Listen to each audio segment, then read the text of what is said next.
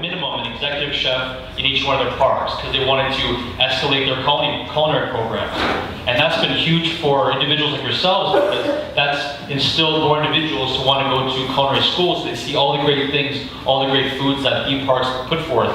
And in all honesty, theme parks were known for such very basic foods: candy apples, cotton candy, cheeseburgers, funnel cakes. But they've grown so much more where they've hired very, very skilled chefs that really challenge the status quo of what they can do for the guests. And what they've done is they've also passed along a lot of this great knowledge down through these employees. I'm sure they've inspired many of them to do some of the culinary programs that you all teach.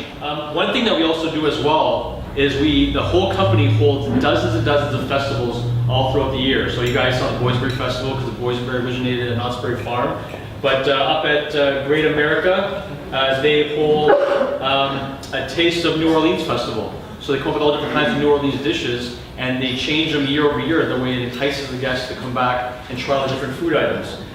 We do a lot of the Carowinds in Charlotte, North Carolina. There's Taste of the Carolinas, and these are all week-long festivals or longer, where staff like yours can participate in them and work a stand, a booth, and even help create some of the recipes that we serve to the guests and be a part of that whole festival experience.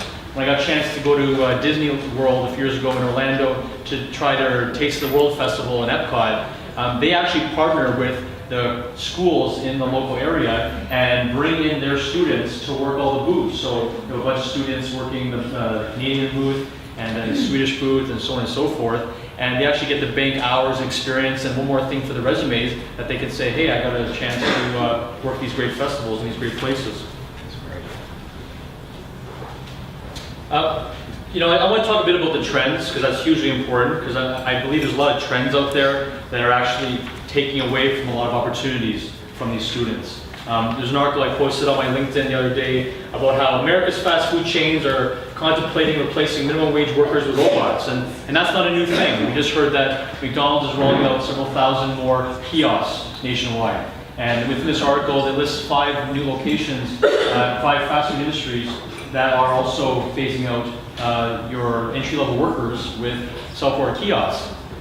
I have 2 self-order kiosks at our Coaster's Diner in Knott's Berry Farm to kind of beta test. So what makes your job so important is that you guys are building the foundation of skills for these young students to take to the workplace, and those soft skills are so important because guest service is so important to our industry, where that is going to be the deciding factor whether they go to Disney or whether they go to Knott's, how well they're treated with their guest service.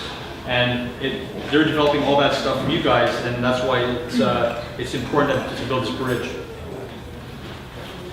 I want to talk about just some of the industry challenges. So, one of the biggest things I hear a lot from not just my line-level entry employees, but from my team leaders and supervisors is, being millennials, it's the whole work to live versus live to work. I admit I'm one of the earlier millennials, so I'm not going to tell you how old I am, but I am one of the early millennials, but the way I was raised was always putting in work first. When you work in a theme park, you work every weekend, every holiday. I'm at the park New Year's Eve, usually my birthday, Halloween, so forth. And that's a tough thing, that's a tough commitment for these young individuals to make because they're all about a whole different mindset, a whole different world. They'd rather be out traveling and finding themselves. And that's where I believe yourselves can really break down the reality of the world before they get to the reality of the world. And hey, you know what? You got to commit to something and be passionate about it and put your tenure in because it will pay off in the long run. There's too many short-term gains that I believe the young generation are buying into.